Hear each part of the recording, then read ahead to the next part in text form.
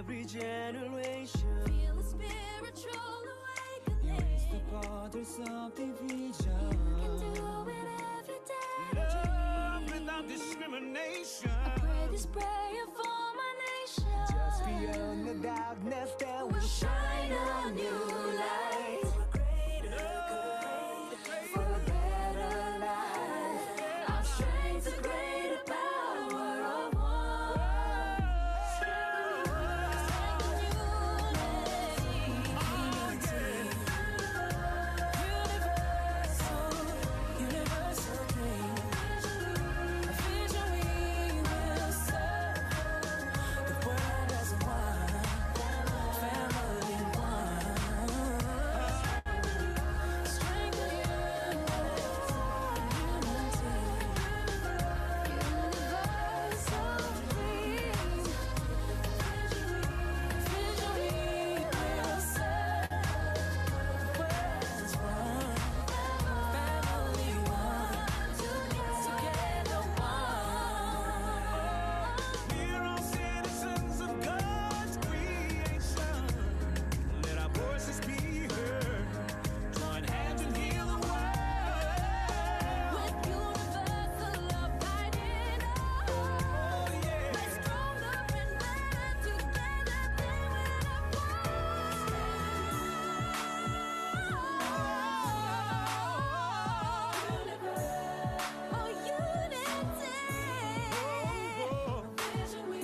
Vision we will serve the world as one, family one. Strength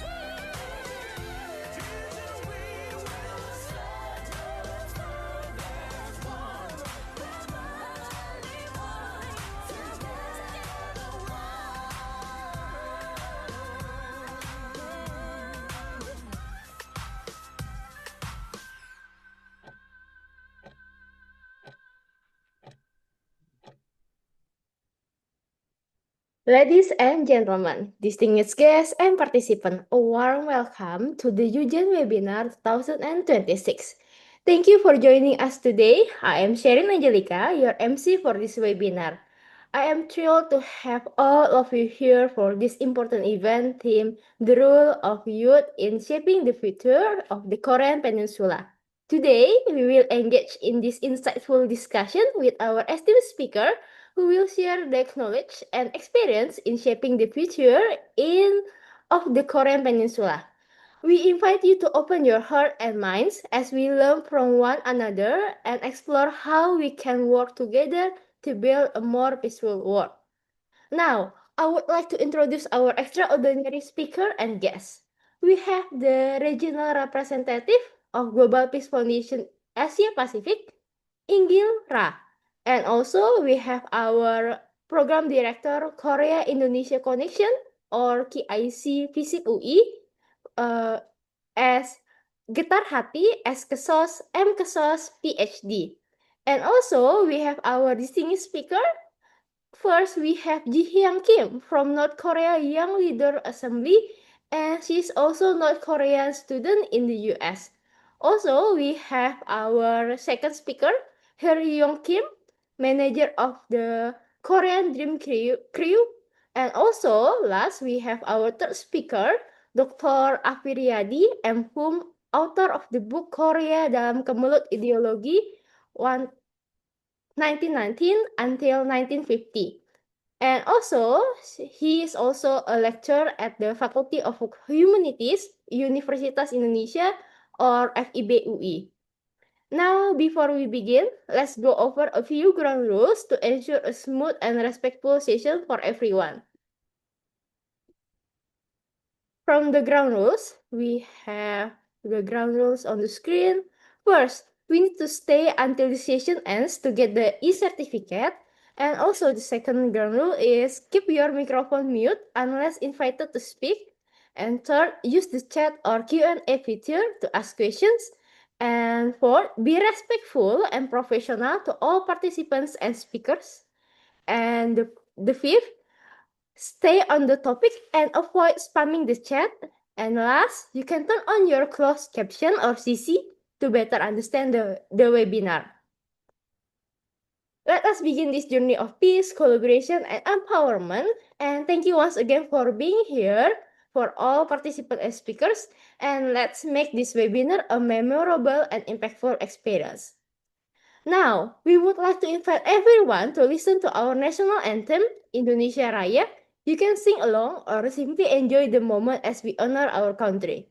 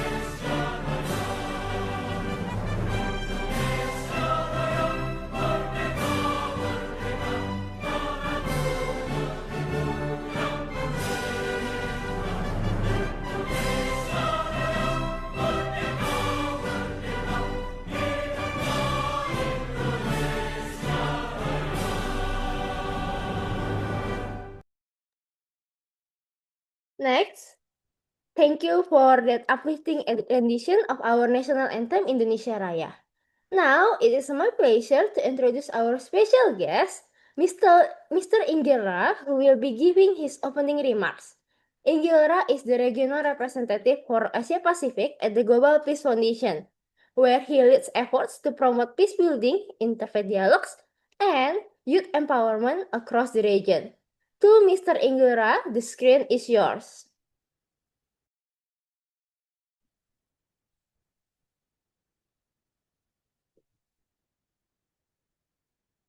Morning, everyone. Good morning, ladies and gentlemen. Morning, sir. Welcome. You can hear my voice. Clear. Welcome to today's webinar, The Role of Youth in Shaping the Future of the Korean Peninsula. It is a profound honor to be here with you. First and foremost, I would like to express my deepest gratitude to Tia Rami Utami, General Manager of the GPF Indonesia, and the GPF team members who have worked tirelessly to prepare this meaningful gathering. My sincere thanks also go to Hata Hati, Program Director, Intan Sifaria Gustia, Secretary General of Korea Indonesia Connection, PSIP, UI, as well as the Faculty of Social and Political Science at University Indonesia for their strong partnership and support. The Korean Peninsula remains one of the most significant geopolitical flashpoints in East Asia. For over 70 years, the division between North and South has separated families and cast a shadow of conflict. Youth, yet through peace building dialogue and especially youth engagement, we continue to nurture hope for reunification and lasting peace. Indonesia has long been part of Korea's story. During the Korean War, through Indonesia, although Indonesia did not send the troops, it opened its heart through the Indonesian Red Cross, providing medicine, food, and compassion. War correspondent Mokhtar Rubis traveled to Waton, Korea in 1950, and later he published Katatan, Korea, a powerful record of empathy and shared humanity. You, Indonesia, have already shaped Korea's destiny, and that friendship has never stopped. Indonesia has continuously stood with, with us for Korean reunification, grounded in universal values of humanity, unity, and justice. Last year in Jakarta and then the surrounding areas, North Korean de facto youth, South Korean youth, and Indonesian youth came together for meaningful community service activities and leadership workshops. Through hands-on collaboration, they built real bridges of friendship and deepened our shared commitment to peace. Last year, 2025, Indonesia youth also raised their voices together with the millions in historic DMZ march, not through force, but through love, vision, and common dream of peace. What makes Indonesia even more special is this. Indonesia is one of the very, very few countries in this world that maintains diplomatic relations with both South Korea and North Korea. You know that, right? Indonesia citizens can travel freely to both nations, an extraordinary advantage that no other major country enjoys in the same way. This unique position places you, the youth of Indonesia, in a powerful role as natural bridges, natural cargo in Korea, bridges for the future. You can connect directly with the young people from both Korea, fostering genuine dialogue, cultural exchange, and collaboration based on universal values, exactly the kind of peace building that Global Peace Foundation and Bishop University Indonesia are working toward together. Let me now share a glimpse of the soul of Korea.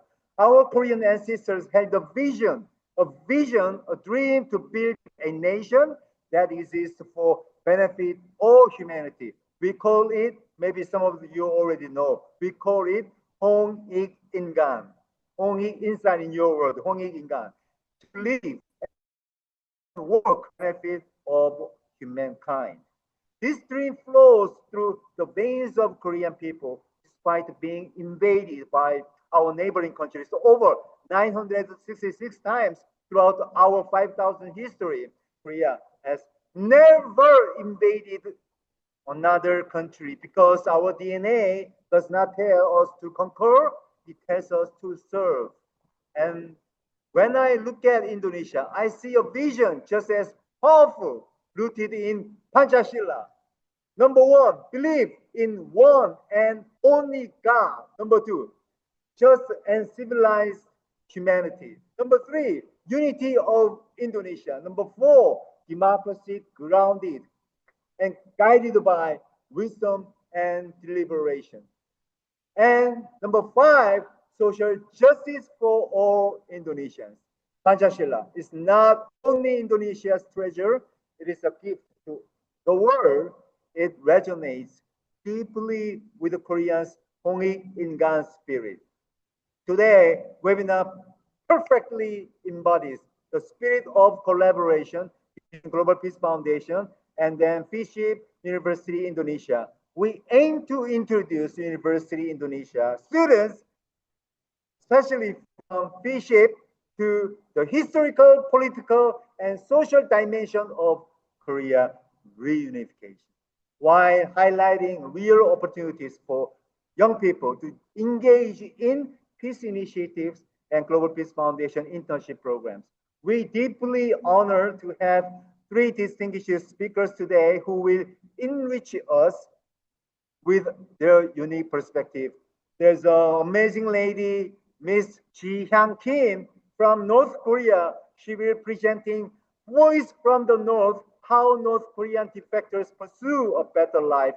We have South Korean young lady, Hee Kim. She will deliver empowering young leaders for peace on the Korean Peninsula. And we have Dr. Afri Hum, author of Korean Alam, Kemulut, Indonesia, 1950. This is very, very interesting historical period. He will feature Korean Peninsula dynamics and Indonesia's role between the two Koreas. To all these young students and faculty leaders here today, especially Bishop University Indonesia students, your voices matter, your ideas matter, your commitments matter. You are already positioned to become the bridges, 다리, 가교, that will connect the two Korea through shared universal values. I encourage you to listen with an open heart, participate actively in Q&A, and explore how you can become even more deeply part of this peace building journey with the Global Peace Foundations. Let us draw inspiration from Hong Ikingan and Panchashila and walk forward towards together as global citizens of peace. And the end of today's session, may you live not only inspired, but truly committed to continue this beautiful journey with us. Thank you very much. Terima kasih. 감사합니다. Thank you very much, Mr. Inggilra. And also, it's my pleasure to say Aju for you and for all Korean and Indonesian residents. And your presence here today adds great value to our event, and we are grateful for your support and thank you very much for your inspiring words and warm welcome. We appreciate your insights and your commitment to promoting peace and understanding in our community. Next, it's my pleasure to introduce our special guest, our second special guest, the Program Director of the Korean Indonesia Connection or KIC Visip UI, or we call Ibu Getar Hati as Kesos M Kesos PhD, who will also be giving her opening remarks as part of the Korean Indonesian Connection or KIC Visip UI. Let me introduce a little bit about KIC Visip UI. So, Korean Indonesian Connection or KIC Visip UI is a student-led community based in the Faculty of Social and Political Science at Universitas Indonesia that focus on strengthening cultural, academic, and social connection between South Korea and Indonesia. To Miss Getar Hati S. Kesos M. Kesos PhD, the screen is yours.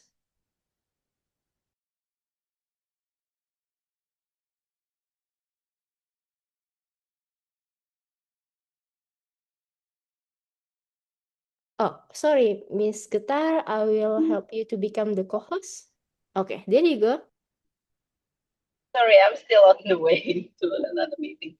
And good morning, distinguished speakers, respected moderator, honored guests, and participants joining us from various places. And on behalf of Korea Indonesia Connection, Faculty of Social and Political Sciences, Universitas Indonesia, I warmly welcome you to this UGen webinar 2026. I think this is the first time, this is the first opportunity to us to collaborate with GBFs for the very real program. And I really pleasure that today's discussions related to the role of youth in shaping the future of the Korean Peninsula. I think this topic is very relevant as young people continue to play an important role in building peace and then dialogue and then cooperation across borders. And we are honored to have inspiring speakers who will share their knowledge, experiences, and perspectives with us. And also, I really hope this webinar will provide meaningful insights, and also we can encourage constructive discussions, and also we can strengthen our spirit for the collaboration between Indonesia and Korea as the whole part of our Korean Peninsula. Without further ado, I obviously welcome and then I really appreciate for all the committee and for the GPF and VCPUI and also Korea Indonesia Connection VCPUI can collaborate for this moment. And thank you and enjoy the webinar session. Thank you so much. Thank you very much, Miss Getar Hati. And also thank you for your opening and inspiring words and warm welcome. We appreciate your insights and your commitment to promoting peace and understanding in your community in KIC Visip UI. Your presence today adds great value to our event, and we are grateful for your support and thank you once again, Miss Getar Hati. Now, it is my pleasure to introduce our moderator for today's discussion, Muhammad Mahka Ramadan, or he is as project officer at KIC Visip UI, graduate students at Department of Anthropology UI. So I will introduce him a little bit. So he is a graduate student in anthropology at Universitas Indonesia, and he served as program officer at Korean Indonesia Connection or KIC Visip UI, and he has background in political science, and he also works to bridge social theory with community experience while contributing to initiatives that strengthen academic and cultural ties between Indonesia and South Korea. So today's session will be facilitated by Maka, who will guide the discussion and engage with our speakers and participants. So please join me in giving a warm virtual welcome to Muhammad Maka Ramadan as he takes over as our moderator for the remainder of the event. Okay. Is my sound is audible? Yes, Okay. audible and clear. Thank you, Sherin, for your welcome. Assalamualaikum warahmatullahi wabarakatuh. Annyeonghaseyo, and good morning and good afternoon for everyone. May peace be upon you. I'm really thrilled to have you here today. My name is Makar Ramadan, and for the next hour, I will serve as your moderator for this webinar. Without further ado, let's get started and learn together. But sure, to drop your question during presentation in the chat box, so it will not disrupt the webinar. And before we officially begin, I have one question for all of us, a warm up today discussion. We invite you to reflect it on, share your thoughts about what the first things that comes to your mind when I said about Korea. You can you can write it down in the section.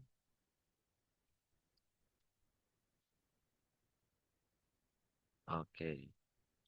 Oh, okay. Okay. If I can say it about what my thought about Korea, I think it's all about a global pop culture like BTS, like Blackpink, and popular dramas such as Crash Landing on You. Another associated with the technology of companies like Samsung, as well as the unique history and the division between the North and the South Korea. And also, it has a various things. If yeah, someone said bibimbap. Yeah, the most recognizable food in Korea, and I think that's a lot. Oh, wait. Okay. So, ah, okay. Oh, there's a lot. Someone said when I hear about Korea, I remember about Seoul. I remember about Incheon. Oh, someone just going back from Korea, I think that he remember Incheon and a lot of things. Okay. Okay. Thanks guys for your share of thoughts about Korea. Ah, let's see. Music, K-pop. Okay, can we see again? Oh, skincare. Oh, okay. What? Hallyu, fashion, Yoongi, Big Bang. Probably K-pop, Hallyu wave, culture. Oh, someone said nuclear. Okay, okay. This is interesting that someone said about nuclear. Okay, BTS, Min Yoongi. Okay, drama, entertainment, and ah, I'm wondering why there is no one's mention about uh kimbap or uh jajangmyeon or anything or like food. Entertainment industry is great. Oh, okay, I agree with that. Okay, Korean War. Oh, okay, someone mentioned Korean War in this. Big Bang, K-pop. Oh, okay. Okay, this is interesting. Okay, thank you guys for sharing your opinion about Korea. Okay. Uh we will start our first session in this insightful webinar, and I hope it will be a fruitful webinar. For the first session, we will have Ji Hyang Ji Hyang Kim that will deliver her presentation titled Voice from the North: How North Korean Escape Pursuit of a Better Life. Before we begin, I would like to greet our speaker first. Jin Hyang, are Yes. you there? Yeah, I'm here. Okay. Can Okay. you hear What me? time what time is it now? At It's 9:25 in ah, Chicago Central Time here in the United States. okay. So I will greet you with a good afternoon, I think. A great good afternoon. And uh thank you for spending your day with us right now, and you will share your story. But before Ji Hyang present her presentation, I would like to introduce you about Ji Hyang. So, Ji Hyang Kim is a North Korean escapee and a Fulbright scholar who fled her hometown in Hyesan in 2012 due to famine and economic crisis. Later, reaching South Korea in 2016, is it right, Jihyang? Okay. That's correct. After Yeah. after years hardship in China, despite limited early education, she excelled she excelled academically and now advocates for education and social integration with a vision to empower North Korean youth in a future reunified Korea. And now let us focus our mind to her presentation about voice from the North, how North Korean escapee pursued for a better life. Jihyang, are you ready? Yes, I'm ready. Uh, okay, the screen and the time is yours. Okay, thank you. Good morning, everyone. I'm so pleased to meet you all, and thank you so much for this opportunity to speak today. Um, uh, how can I pronounce your name? I'm so sorry. You can say my name Kaka, just Kaka. Oh, yeah, just Kaka introduced myself. My name is Jihan Kim, and currently I'm a graduate student at the University of Illinois as a Fulbright scholar from South Korea, focusing on literacy, language, and learning. Okay, can you please share the PPT slide for me? Oh, okay.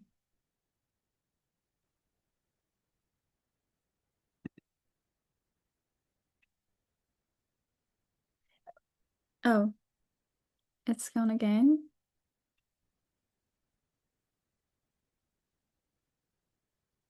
Okay, could you please move on next slide? Yeah, that's just my brief introduction, and then I will move to next slide. Okay, I want to begin with the positionality statement because this presentation is grounded in lived experience, and lived experience requires clarity about what it can or cannot claim. I was born and raised in North Korea, and I came to South Korea in 2016. And now I'm involved in human rights advocacy through the North Korean Young Leaders Assembly.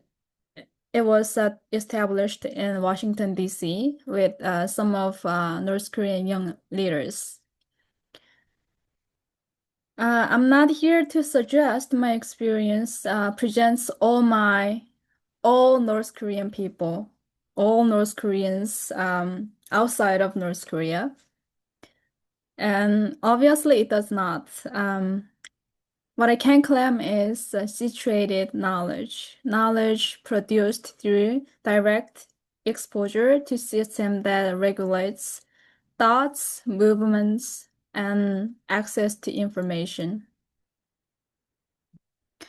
My purpose today is not to elicit sympathy, but to examine how lived experience can function as a form of evidence in understanding structural human rights violence and how that experience become ethically mobilized through advocacy.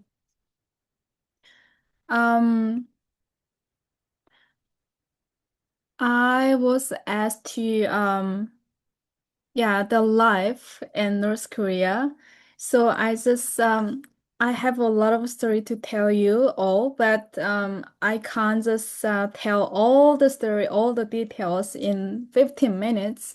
So I just like compressed a lot of facts in it. So please bear with me.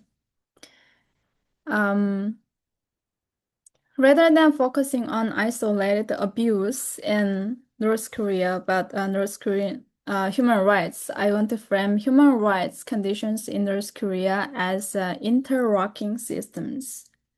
First, education. Schooling was not designed to develop understanding or inquiry. It was designed to produce repetition and compliance just for government and then the Kim family. Knowledge functioned as something transmitted, not constructed. Questioning was not discouraged explicitly. It was structurally impossible. These are the that I experienced about education in North Korea. And second, information control. Access to alternative narratives, external media, or competitive perspectives, competitive perspectives was non-existent. This absence matters because it shapes not only what people know, but what they can imagine knowing. Third, mobility. Movements, both physical and social, was highly restricted, and life trajectories were largely predetermined. You don't have a choice. Of course, you have choices like for daily life.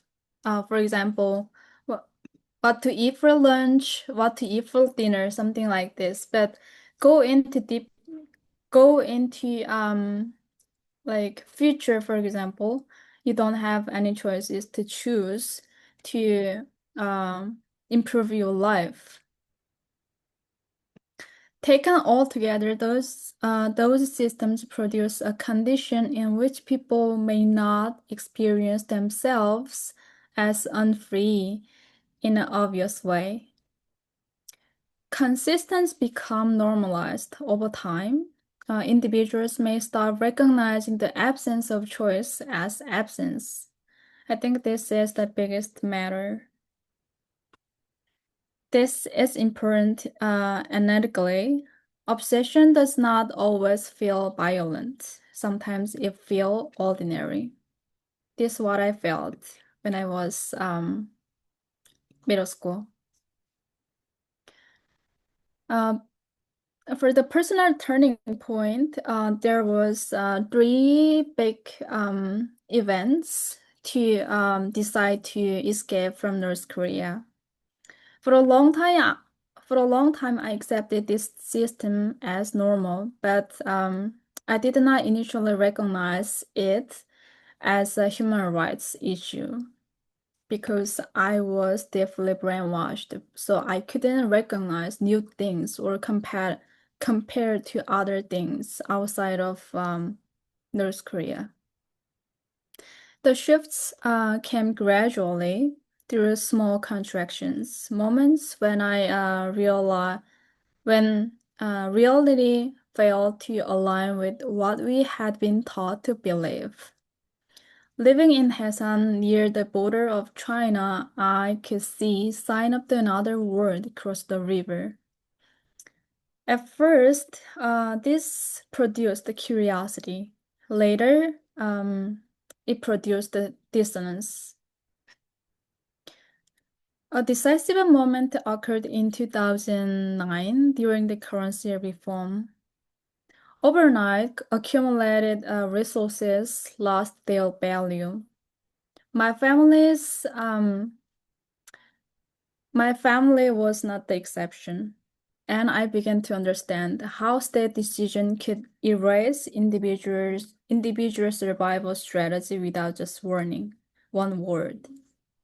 Eventually, I attempted to leave North Korea multiple times, and first two times I failed, and the third attempt resulted in forced repatriation and detention. I will not detail the experience extensively here because it's a long story. What matters analytically is this: detention functioned as a punishment, less as a punishment for specific acts, and more as a mechanism of deterrence, designed to discipline both bodies and future intentions. After living and resettling in South Korea, I encountered an educational environment where questioning was not only allowed, but expected. This contrast revealed what I been absent before. Not intelligence, but permission. This realization marked the transition from personal experience to advocacy. Silence, I came to understand, was not neutral at all. So, and can you please go? Oh, yeah. Next slide, please.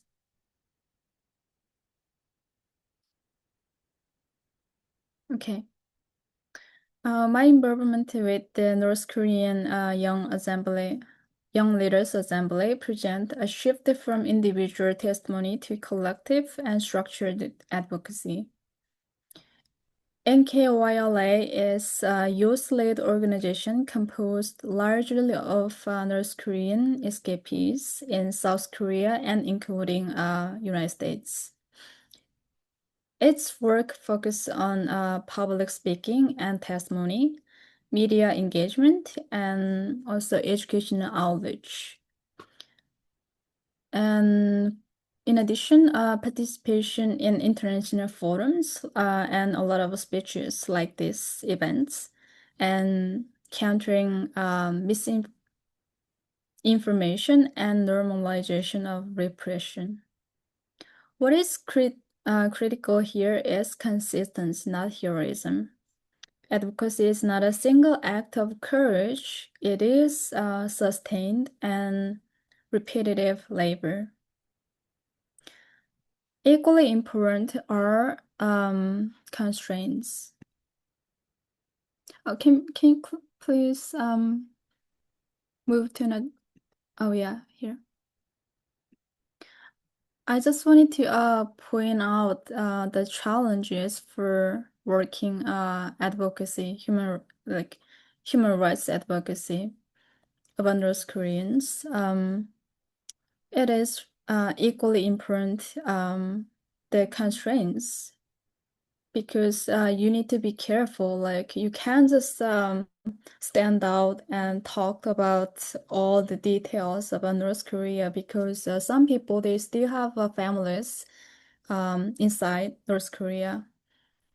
And we really want to change about and we want to dedicate ourselves to improve North Koreans' human rights, but it is really we felt like very limited access to policymaking spaces. And then lastly, I would like to talk about the risk of being instrumentalized as symbolic voices rather than engaged as partners. NKYLA operates within those constraints, navigating visibility and vulnerability simultaneously. And yeah, I will continue about the challenges and advocacies. Advocacy also involves costs that are rarely recognized. Yeah. First, emotional labor. The prior slide, please. Okay, thank you. Repeatedly narrating one's past for public consumption can blur the line between testimony and extraction. Second, tokenization. North Korean escapees are often invited to speak as representatives rather than participants in analysis, which limits complexity of what can be said. Third, audience fatigue. North Korean human rights are often perceived as static, unchanging, distant, and therefore it is really easy to deprioritize. Those challenges face advocates to consistently calibrate how to speak without oversimplifying and how to remain visible without being reduced. And I want to close with implication rather than conclusions, because it's really hard to conclude this discourse. First, survivor voices must be integrated carefully and ethically. Lived experience should inform research and policy, but not be treated as spectacle or substitute for analysis. Okay, go. Second, we must avoid savior narratives. Advocacy is most effective when it creates a space for agency, not when it centers rescue. Finally, education matters, not only for contents, but as practice. Education that encourages questioning, comparison, and reflection is not politically neutral. It is foundational to human rights. My story then it's not simply about North Korea. It is about what happens when thinking regulated and what becomes possible when it's restored. Okay. Thank you for listening. My presentation is yeah, over. And because it's late night almost here in Chicago, so I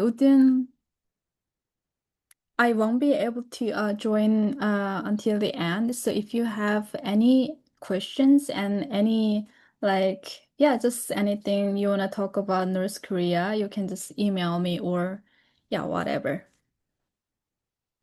Thank you so much for listening. Thank you. Okay. Thank you for your presentation, Ji Yang Kim, and for sharing your story.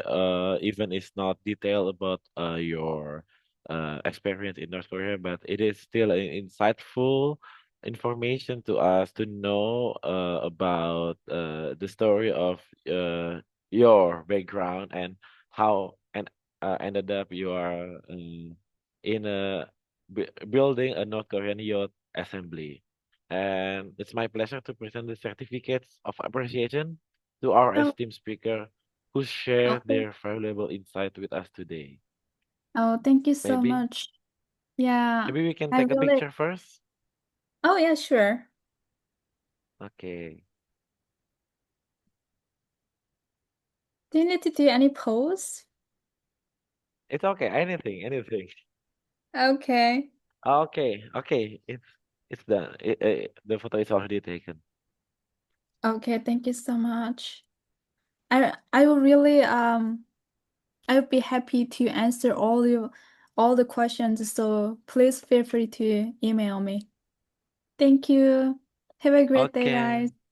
Thank you, Jiyang Kim. Okay, so if you guys have any question, you can email to the Jiyang. Maybe our friends from GPF can share the email of Jiyang Kim. So you guys, if have any questions or anything, you can ask directly through Jiyang Kim through email. Okay. Before we are going to the next speaker, I want to I invite you to join the interaction session first. Okay. In your opinion, what is the biggest challenge to achieving peace on the Korean Peninsula today? Okay, guys, you can start to answer the questions through the polls and quizzes that already uh open in Zoom. Okay, it's all okay. One already answered the questions. Okay. In my firstly, I want guys to share your thoughts about this. But in my opinion, one of the biggest challenges to achieving peace on the Korean Peninsula is the deep-rooted mistrust between North Korea and South Korea, shaped by decades of conflicts, political differences, and unresolved tensions since the Korean War. This is further complicated by nuclear issues and involvement of global powers, making sustained dialogue and cooperation difficult to maintain. And also, I think, because it's all it's maybe uh it already been many decades after the Korean Wars, and for now, I think both North Korea and South Korea already walk on their own path of life. So maybe that's also the big challenge of uh the achieving peace. Okay, it's already at the poll. Okay, okay. Can you share about the result maybe?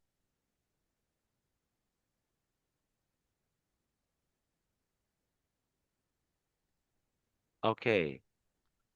Okay, the biggest challenge of achieving peace in Korea today, competing political system. Oh yeah, I agree with that too. Political states and geological situation in the world right now. Hmm. Interesting. Okay. Differing ideology and almost century division may cause difference in mindset, culture, creating distrust and prejudice. Okay. Okay, and there's also alliance Russia and North Korea, technology competition, mistrust, maybe the global power rivalry today. That's a great opinion about the global rivalry. Each nation policy leadership ended up in distrust. Oh, okay. Ideology and economic Cold War. Oh, I think this might be suitable with post Cold War, I think. Geopolitical alignment. Okay, lack of trust, and then geopolitics changing. Oh, yeah. This is also a good opinion. A changing people minds and vision. It's also hard to change the people behavior in a blink of an eye. And I think it's also the big challenge in reaching a peace in between the two Korean and in Korean Peninsula. Okay, I think that's all. Okay, so for the next session, we will have Hee Ryong Kim as our speaker. Uh, Before that, I will introduce her a little bit. So here, Hee Ryong Kim has held a key role in policy, international programs, and youth leadership, including work with the United Nations Habitat Korean National Committee and as a global ambassador of the International Young Leaders Assembly. She's currently pursuing a PhD at Korea University while leading a global peace foundation, Korean Dream Crew, engaging young leaders in peace initiatives. Hello, Hirang. Are you uh how are you today, Hirang? Good, Mr. How Kaka. how how to spell your name? I'm scared to mispronounce your name. No, it's very precise. Hidong. Okay, okay, okay. So is it good if I call you Hiryong? Hidong or Hiryong. Haley. Oh, Haley is okay, my here. Okay. Okay. So today, Hiram will presenting her presentation about empowering young leaders for peace on the Korean Peninsula. And we honor to have her today to share her insight. Okay, Hiram, the screen and time is yours. Thank you so much, Mr. Kaka. That photo was me 10 years ago. So I think I need to update my photo. Thank you so much. Assalamualaikum, everybody. It's such a pleasure to be here with UGen. My name is Hiryoung, or you can call me Haley, and I'm currently a Secretary General at GPY Korea, that is short for Global Peace Youth Korea. And I've been working in this Korean Peninsula issue, the field of Korean Peninsula issue for around 8 years. Before we get started, I would like to ask you a question. I really like the way of you guys, Eugen, engaging with the participants. What comes in your mind when you think of unification of Korea, reunification? Anyone can unmute and just yeah, sure, you can use the survey, you can just unmute and just speak out. What comes in your mind if you think about Korea unification? Anything is okay, positive, negative, un uh, political, complicated, unrealistic, hope, anything. Uh, Ah, Someone said in the chat box, cultural unification or one-state solution. unlikely to happen, cultural unification, or one-state solution. You're asking me question, or is that an answer or question? Cultural unification or one-state solution? Either way. Question. Either is okay. Cultural unification, one-state solution, two-state solution. Because currently the Ministry of Unification is pursuing peaceful coexistence. And the strategy, national strategy changes depends on which administration comes in. Anyway, I will move on. You can think about it. So when for many young Koreans, it's political. It's something you don't really. It's not really close to your everyday real life, and if it can be someone else's problem, not your problem. So honestly, I felt the same way at first. It was something that I study at school, I study at university. It's something I read about, but not something you really do or practice. So, but that changed, not because the issue itself become easier, but I started to meet people, um, young people like you guys, and people who were asking questions, taking initiatives, and most importantly, um, refusing to wait and just complain about it. So that's when I realized something important, that peace on Korean Peninsula is not really a political agenda, but it's a matter of leadership challenge. So, and more specifically, it's a youth leadership challenge. So, if I may go back to my PPT slide, the first photo of my presentation file is the fourth cohort of Korean Dream Crew just launched this February.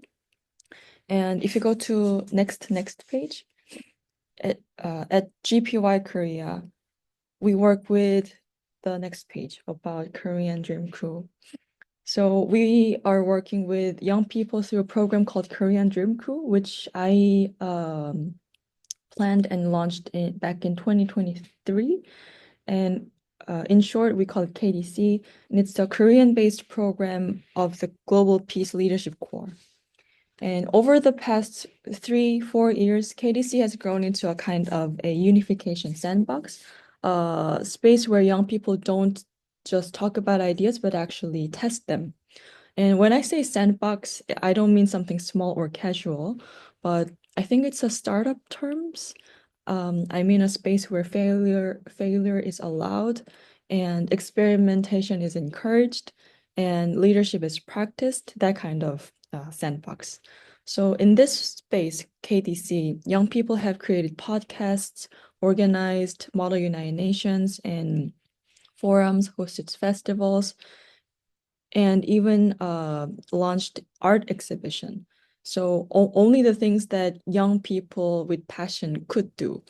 So it was something they didn't do this because somebody told them to do, but because they wanted to do. So it's a very important shift. Usually, when it comes to Korean Peninsula issue, it has been government-led. It has been a little bit of political. So for a long time, youth engagement in unification has been a little bit passive. Programs were designed for young people, decisions were made for young people, and participation means simply just showing up. So, but that's no longer, I thought that is not the case anymore. And today, what we need is youth who are mobilized, but not who are moving. Actually, can you go back to the, yeah. So the Korean Dream Crew members, KDC members create social media contents, speak out their voices, and utilize this platform preparing for the future of peaceful One Korea, Korean Peninsula. So yeah, let's go to the next slide. Let me break KDC into 3 simple ideas. First, we've been working on spreading what we call a Korean dream. It's not just a slogan. It's a vision of unification grounded in 홍익 인간 ideal, what founding ideal of the nation. I don't know what's it in English. 건국 이념. Anyway, it's a national ideology that's what we like to say. It's embedded in Korean's DNA, which means benefiting all humankinds. So, and what's interesting is that when young people encounter this idea, 홍익인간 idea, they don't see it something as old, but they reinterpret it and in their own language through contents, conversations, and campaigns that actually resonates with their generation. And I also put the Instagram account of KDC and GPY Korea in the end. Please make sure to follow. We really appreciate it. And second, we focus heavily on action, because just speaking about peace is easy, but practicing is not. So in KDC, young people don't just attend programs, they create them. Like I mentioned, they produce video contents under the name of Peace Creator, and they volunteer with North Korean defector communities, and they organize initiatives like forums, festivals. So instead of asking why isn't change taking place, Korean Dream Crew start asking what can we do right now? So, and that shift from discussion to action is where real impact begins. And lastly, third, we invest in global leadership. So the Korean Peninsula doesn't exist in isolation. So understanding it requires a global perspective. We give young people opportunities to engage internationally to represent Korea. And as you know, the experience for young people to represent our own country is something really special. It gives you some sense of ownership. At least that's what I think. So ultimately, unification is not just Korean issue. It's part of large conversation about peace and international cooperation and the future we want to build together. So if I had to summarize, KDC is not just about ideas, it's about turning those into action and connecting them with to global scale. So let's go to the next slides. Let me share quick stories. So I prepared 4 to 5 stories because in the end, this is not really about the programs, it's about people. So first, Polina, I would like to introduce her. She is 고려인, which you might never heard of it. 고려 사람, 고려인 is an ethnic Korean from the former Soviet Union. You can search. It has a really complicated historical background and it's really fascinating. I really recommend you to search it up. And she first joined KDC through a summer camp organized by our second cohort in 2024. And later, she became official crew member the following year. And now she's even working with GPY as a content manager intern. She's also here. Hi, are you there, Polina? She's also listening. And what's really interesting is despite her strong Korean identity, North Korea and unification once felt very distant to her. But she started creating contents by joining Korean Dream Crew and participating in programs. Her perspective began to change. Yay, Paulina. Hi. She told us very simply that she no longer sees unification as someone else's issue, but as something that matters to all of us. And more importantly, she said KDC didn't just change how she sees Korea, it changed how she sees herself. And she became more confident, more proactive, which she already was, and started to believe that even a small contribution can be part of something much bigger. And next slide, there's Hijin. She's Hijin. Next slide. She's currently doing her internship in the United States.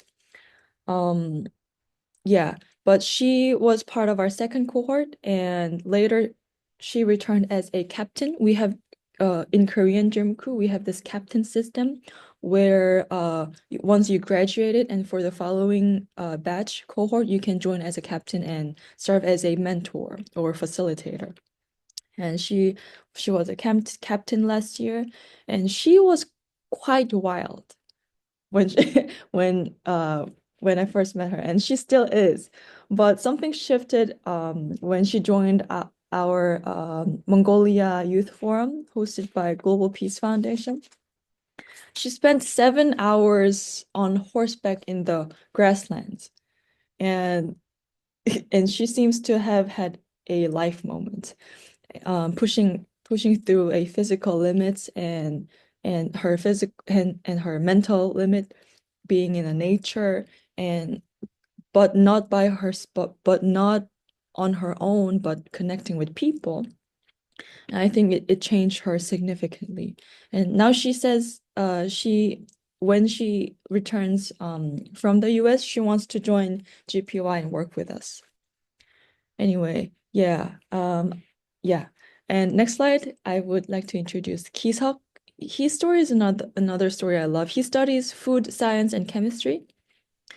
So naturally, you wouldn't expect him to deeply interested in unification or North Korean human rights. And actually, he wasn't. But starting from curiosity through KDC, he changed. He realized that unification and future Korea are not topics reserved for certain experts, but real and shared challenges that all of us should think about.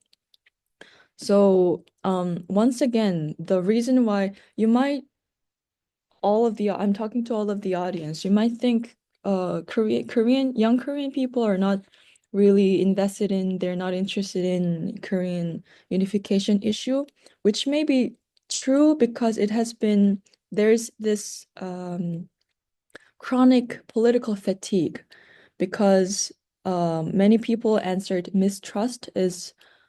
distrust and mistrust is one of the biggest issues that can operate as a barrier and obstacles for the restoration of the relationship. But I think the role of GPY Korea and KDC is to constantly give them food for thought and how young people can take ownership regarding this issue. And going to the next slide, I would like to introduce Sunghyun. He's from North Korea, and he's a North Korean defector who spent over 10 years in military as a soldier before coming to South Korea. And last year, he joined Global Peace Leadership Corps Service Program in Indonesia with other North Korean university students. And there's something really stayed with him. All of us, the team visited the Istiklal Mosque, and right next to it there was a church cathedral, and two different religions physically connected. And for him, that was more than an architecture; it was a symbol. So he told us that the people he met from small villages to big cities reminded him again and again how precious peace and unity and harmony really are. And he said he truly believes that what we're doing, what KDC and what young people for peace building can be the starting points not just for Korean reunification, but for global peace. And yeah, and next, finally, Yoonjin, she was already talented, great English, very active, always asking questions in forums. But through KDC, her curiosity expanded. And now she's working on building a platform with another KDC member to share and discuss global issues, which to me is exactly what this is about. The Korean Dream Crew members' experience don't just stop at KDC, first, second, third, fourth batch, but they gain the power to expand and push through by on their own opinions and thoughts. So yeah, yeah. So none of these people I just mentioned started as experts. They started with curiosity. They started with hesitation, and sometimes even with indifference. But what made the difference was that they stepped in and they paid attention. They don't need to start with something big. You don't need to start with something big. You don't need to have all the answers. You don't need to you don't need to solve unification, like solve international problems. You just need to start with curiosity. So talk to someone who's different from you, ask questions you've never asked before, and be willing to step into spaces that feel unfamiliar. You know the words, step outside the comfort zone, right? So yeah, because that's where leadership begins, in my opinion. So yeah, next, if we go to the next slide. So this is our future plan. This is where we are now in 2026. It's going to be a turning point. We're stepping into a stage where crew members don't just participate in forums, they plan and they're gonna lead them. Through this, we aim to strengthen their sense of efficacy, so they truly believe we can make difference, and connect them with intellectual and global networks so they are not working on isolation, and ultimately activate a vibrant youth community around unification. So this August, every August 12th is UN International Youth Day. And we're planning to hold a international forum led by Korean Dream Crew 4th cohort. And I would love to invite you guys. And I also heard that I'm not sure when it's gonna start, but government is pursuing visa free to Indonesian students. I'll keep an eye on it. But anyway, I really hope we can physically meet in the near future. And yeah, so last slide. If I can leave you with one, yeah, Cheche, let's go to Korea. Lastly, if I can leave you with one thought today, it would be this: peace is not created by perfect people. It is created by people who are willing to try, connect, and to keep going, even when things are uncertain. And I think it applies to every aspect. So when young people, you guys, how many people do we? 185 people here are. You guys are not just a future of. You guys are not the future of something. We are the present. So let's start now. Thank you for listening. That's it for today. Thank you for listening.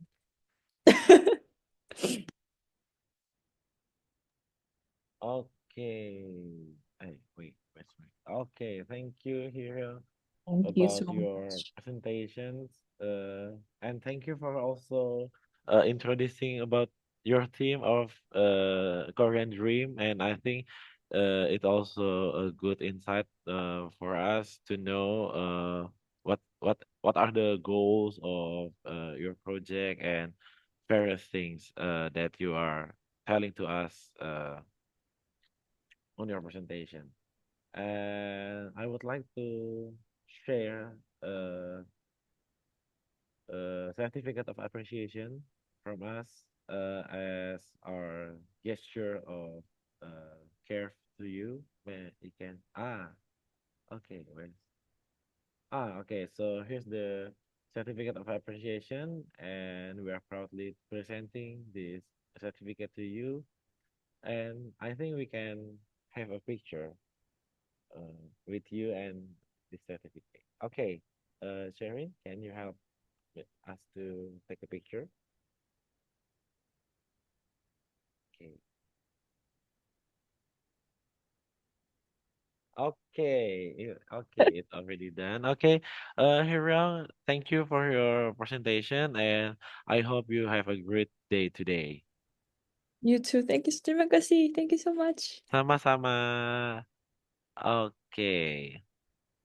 Okay, now before we are going to our next speaker, I want to ask you again for for this interactive session.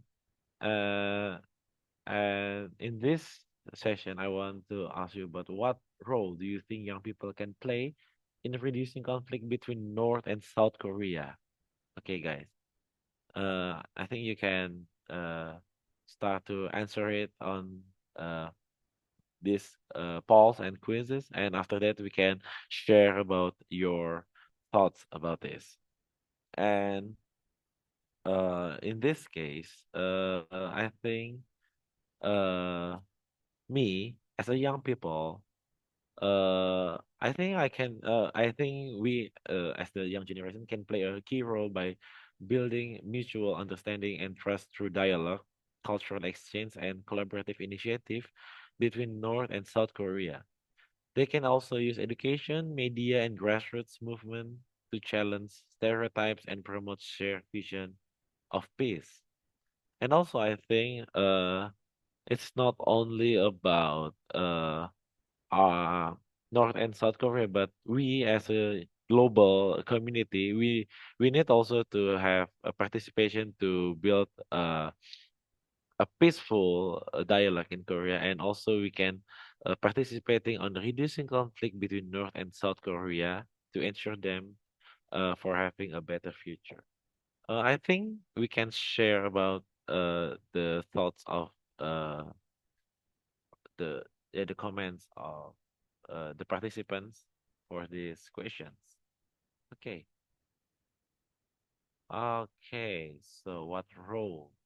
Maybe they can actively voice issues there through social media. I'm agree with this because as you know, social media also have a key role on erase the border between states, and we can passing information from one in other state just in a minute. Also, there's also a comment of distinguished people and government. North Korea citizens are really nice and love Korean German culture. Ah, yes, that's also a good things to start that. We need to separate between the citizens and the government because uh government not always reflecting the point of view of the citizen itself. Okay. Uh, okay, a different ideology. Okay, promote dialogue and cooperation to reduce conflict. Okay, building trust through diplomatic engagement and education to the youth. Hmm.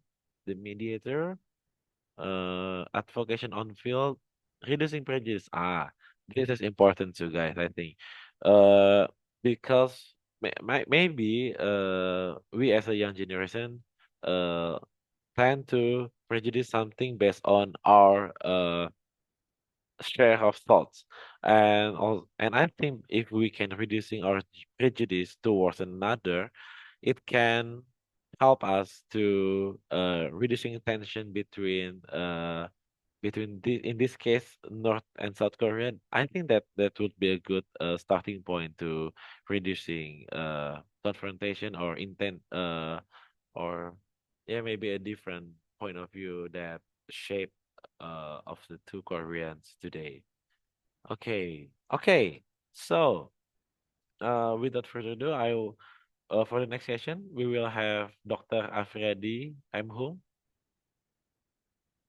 Okay. Okay, Dr. Afriedi, how are you today? Good, Kaka. Good to see you again. Yeah, good to see you again, Dr. Afriedi. Our last time we met with the British ambassador to the North Korea. Yeah. That's cool, by the way. Okay, so I will introduce Dr. Afriedi first. So Dr. Afriedi is Dr. Afriedi M. Hung is a lecturer in the Korean language and culture program at the Department of History at the Faculty of Humanity, Universitas Indonesia, holding a doctorate in history with expertise in Korean history and Korea-Indonesia cultural relations. His work includes research on Korean language education in Indonesia and authorship of the core book Korea dalam Kemelut Ideologi 1919 and to 1950, which explore ideological shifts on the Korean Peninsula. And also, I hope you are doing well for today presentation, Dr. Afriadi. Yeah. And we are honored to have you today and to share your thoughts. And without further ado, the screen and time is yours. Okay, good morning, everyone. Glad to see you all in this forum. My name is Afri, and thank you for having me in this wonderful session. We heard a lot of story and perspective from North and South Korean. Now I'd like to explore more about Indonesia's position between two Koreas. Is it ideological friends or strategic partner, or perhaps in the future we can be a peacekeeper for Korean Peninsula? Next slide, please. The division of Korean Peninsula after Korean War created one of the most enduring geopolitical conflicts of the Cold War, as mentioned earlier in this morning by Mr. Ra. Most countries either joined the Western or Eastern blocs, but Indonesia had a different foreign policy. We call it as bebas aktif, or if it translates to English, free and active policy. It's keeping the relations between Indonesia with North Korea and South Korea is going on. Indonesia is one of the few countries in the world that officially recognize both North and South Korea, especially at the Cold War era. Next slide, please. And this position has allowed Indonesia to pursue its national interests in practical way. It has also created the basis for the possible role in mediating between two Koreas. And Indonesia also joined the non-aligned movement, which emphasized independence, anti-colonialism, and peaceful coexistence. Next slide. Let me speak a little bit about Indonesia history with both Koreas. Indonesia relations with North Korea began quite early and was very close, starting from Bandung Conference or KAA Conference in 1955, and both countries shared anti-imperialist values and anti-colonial struggles. And by the early 1960s, relations became very strong. We can see this from Sukarno's visit to Pyongyang in 1964 and Kim Il sung visit to Jakarta in 1965. Indonesia, the one and only countries that visited by two prominent leaders from North Korea, Kim Il sung and Kim Jong il. And this period is often called the Jakarta Pyongyang axis or Poros Jakarta Pyongyang. So at this stage, Indonesia was not just a partner, but almost an ideologically ally of North Korea. And Kim Il sung and Kim Jong il also visited UI, Universitas Indonesia, at that time to receive Dr. Honoris Causa from our university. And in contrast, Indonesia relations with South Korea started poorly. There were several issues. First, South Korea refused to engage with countries that recognize North Korea. We call it in international relations theory as Holstein Doctrine. Second, South Korea adopted a strong anti-communist stance, especially below the Syngman-rhee administration. It even supported the PRRI rebellion. So Syngman-rhee fully support the rebellion. For your information, PRRI or this rebellion is a contra-government movement in West Sumatra and North Sulawesi. What happened as a result was there was a lack of trust between the two countries, between Indonesia and South Korea. And Indonesia was more aligned with North Korea. And this shows that Indonesia's position was not always balanced. It changed over time. Next slide, please.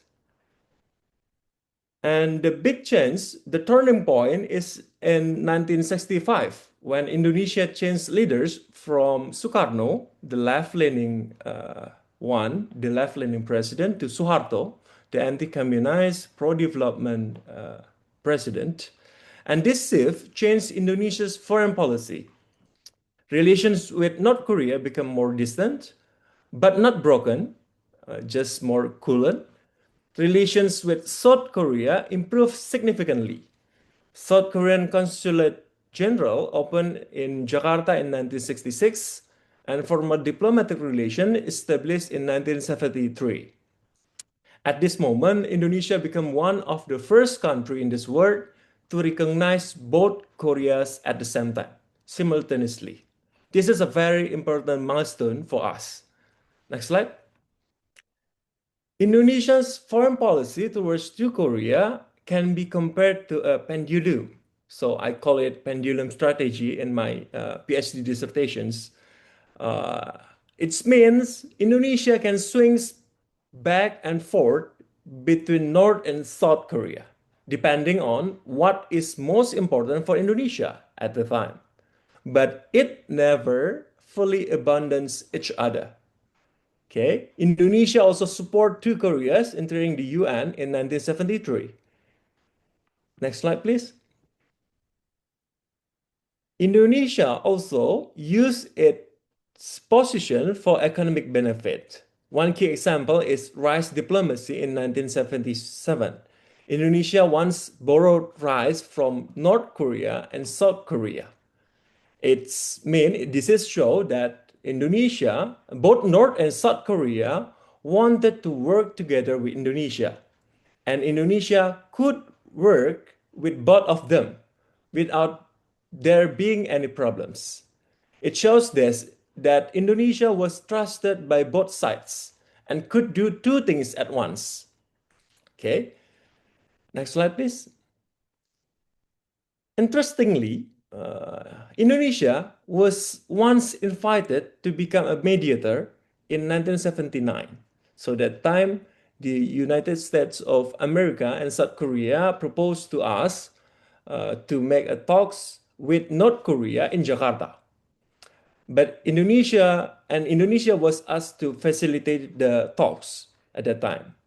However, the mediation is failed. Why? Because there is three main reasons. First one, Indonesia was careful not to upset either South or North Koreans. Second one, decisions are sometimes delayed because of bureaucratic system in this country. And the third one, it has to involve China as North Korea's ally. But unfortunately, Indonesia has cut its relation with China since 1965, since G30S.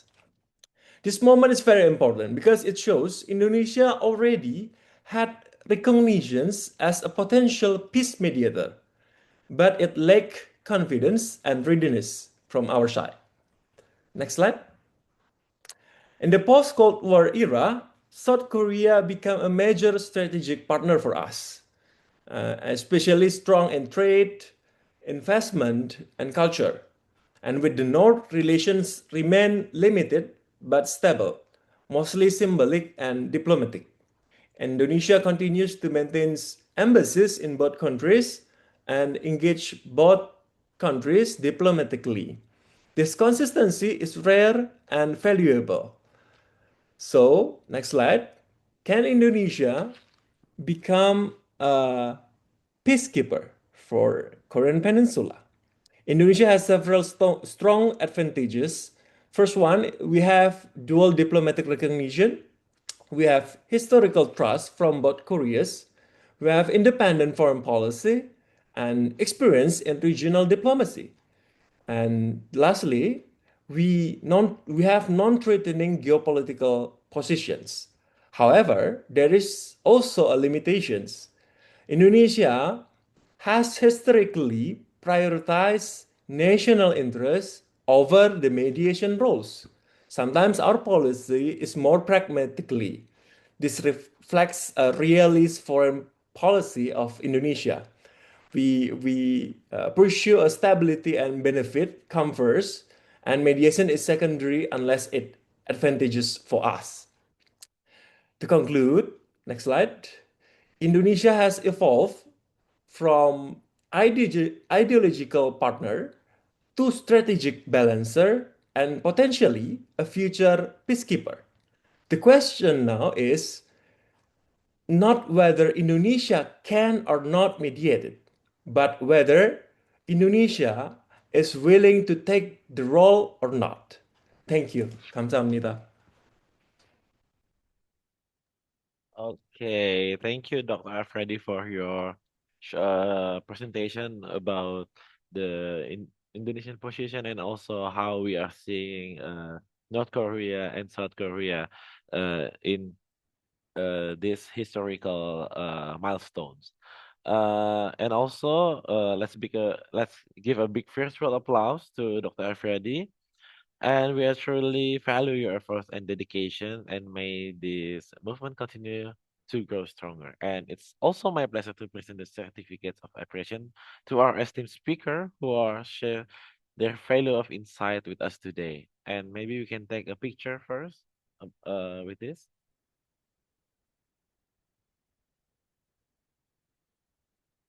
Okay, it's done. Okay, Dr. Freddy, thank you for your presentation. Thank you, And Kakak. okay, so we are going to the next session.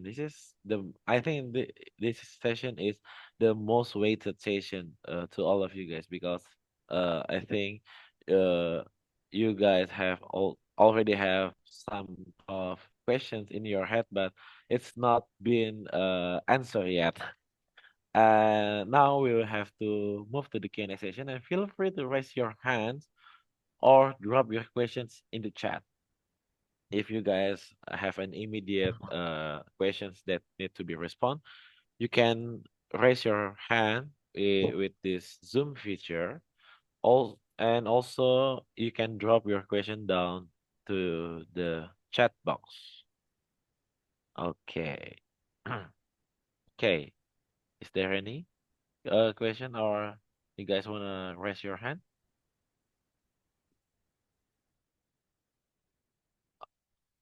Okay. Okay. Okay. Okay. So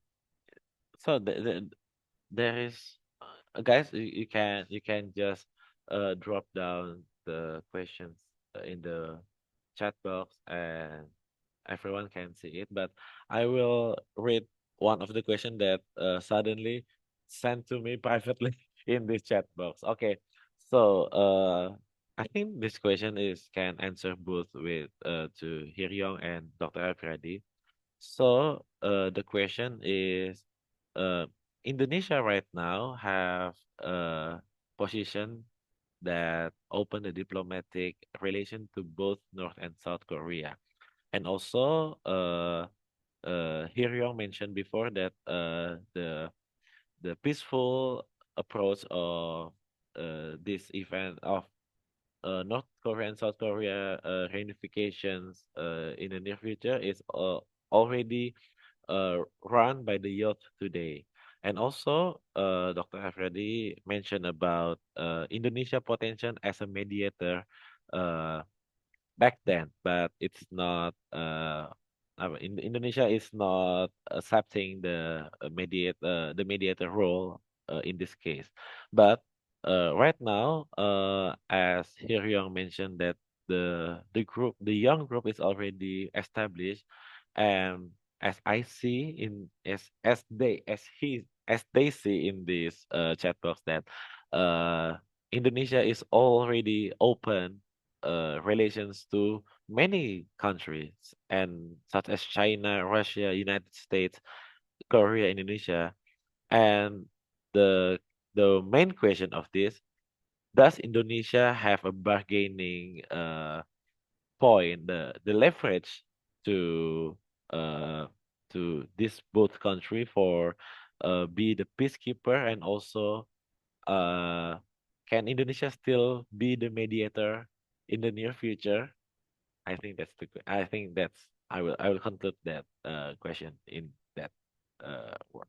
Okay, either here or Dr. Alfredi, you can answer the question, or if Henry Yang is still here. Oh no, Ji Yang is already live, yeah, because it's already late in Chicago. Okay, Dr. Alfredi or Hyryong? you would like to answer the questions?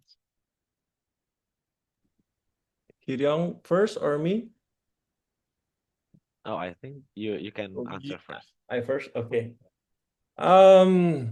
Diplomatically, we have the chance to make the peace, to become a peacekeeper in Peninsula, but we choose to not involve much in Peninsula issues because we don't have any advantageous purposes there. Uh, and ironically, we have more advantages with the divided of two Koreas. With divided of two Koreas, Indonesia politically can make relations with both of them and can take the advantages with both of them.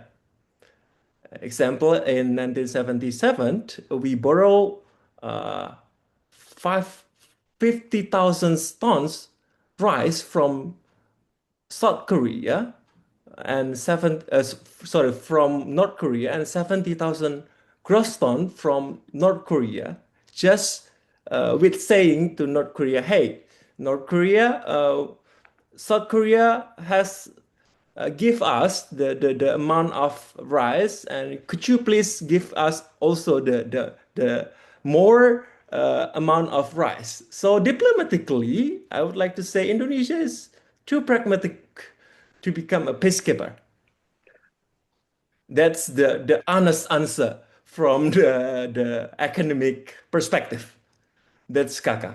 I'm so sorry to say it, but pragmatically, Indonesia don't have any issues with both of them. But we more take the advantages with the divide of both countries.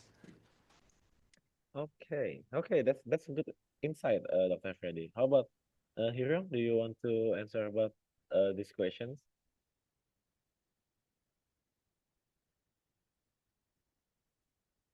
Okay, I think Hiro is not present right now, but yeah, uh, yeah. Regarding the answer from Dr. Freddy, I quite agree with that because I think we already share a lot of history between the two Korea and for now, and I think we already built a good relation between the two Korea until now. So I think it's quite, yeah, I think it for now Indonesia it's quite pragmatically have a policy towards the both Korea.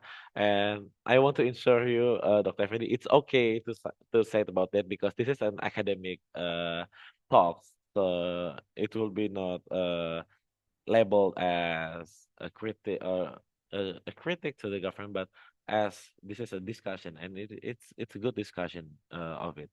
And also, yeah, for Indonesia to be a mediator, I think I quite agree with that too because for now, I think not only with the North and the South Korea, but to all uh to all countries that Indonesia have a diplomatic relation with, Indonesia it's uh, tend to just uh just stay at the status quo and don't want to either going too fast or just going back. No, Indonesia just maintaining the status quo. Like I think if we are looking into the Serbia case that Indonesia is not recognizing Kosovo until now, it's just Indonesia doesn't have diplomatic relation with Kosovo, and Indonesia have a long history with Serbia since Yugoslavia established. And I think it's also a good point of view from Indonesia that Indonesia willing to maintaining with country that have diplomatic relation with it. And also like if we are moving to the in Israel and Palestine, it's quite complex in terms of Palestine and Israel. But since Indonesia have a diplomatic relation with Palestine, Indonesia prioritizing Palestine rather than Israel for now. I think with the discourse, with the government act and policy, I think yeah, Indonesia is happy to maintain the status quo because maybe for a long time we are trying to going too fast or going back, and it is not aware. It's not good for us about that. And I think, yeah, Indonesia is quite pragmatically right now, not only because a nation interest, but historically speaking, Indonesia wants to stay pragmatic and maintaining the status quo. You got my Oh, point. okay. Yeah. Okay. Sherin. Oh, Sherin, I have a question to you, Mr. Dr. Freddy. What can Indonesian youth contribute to peace building efforts between North and South Korea?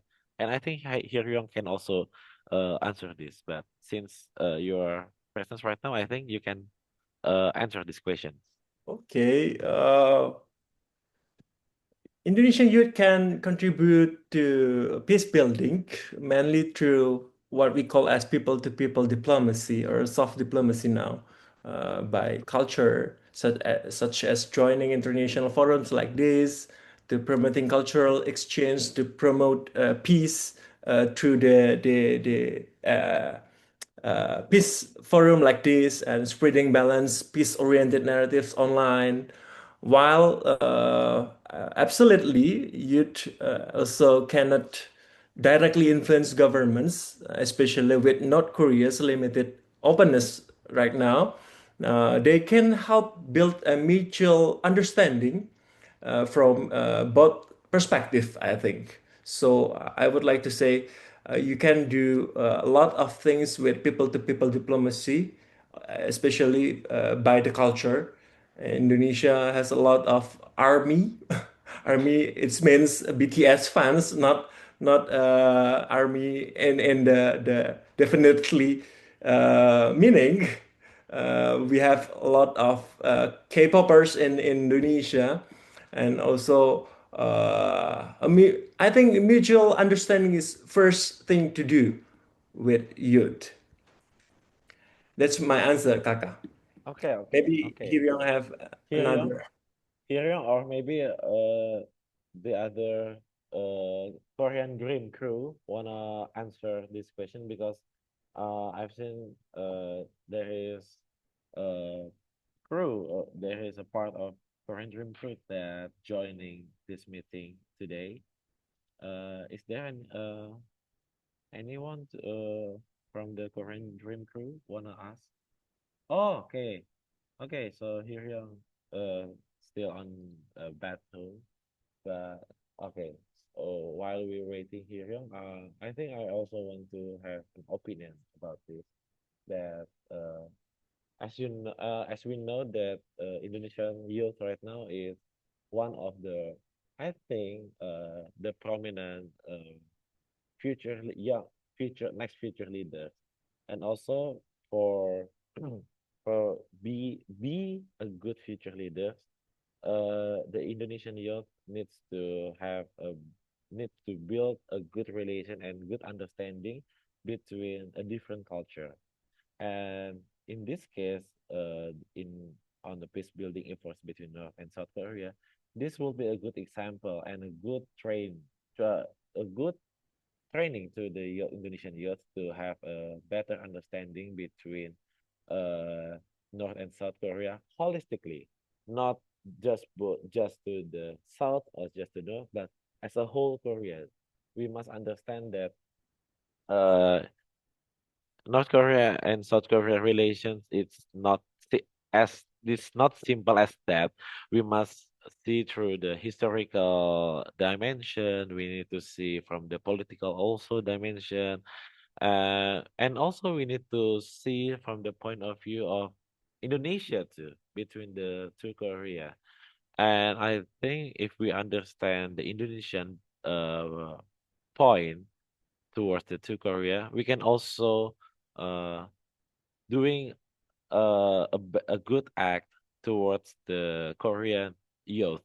And also I think uh for having a dialogue with North Korea students is also an important things to do because until now I think we we often to have a dialogue only with the South, but not having a real interaction with the North. And I think because of that lack of interaction, the Indonesian youth it's not quite understand about the North Korea. But I think as the presentation from Ji Yang at the on the first presentation, and Hyun that said about a lot of Korean Dream Crew before it, they are not believe in in in reunification. Now believe in reunification. Okay, okay. I think we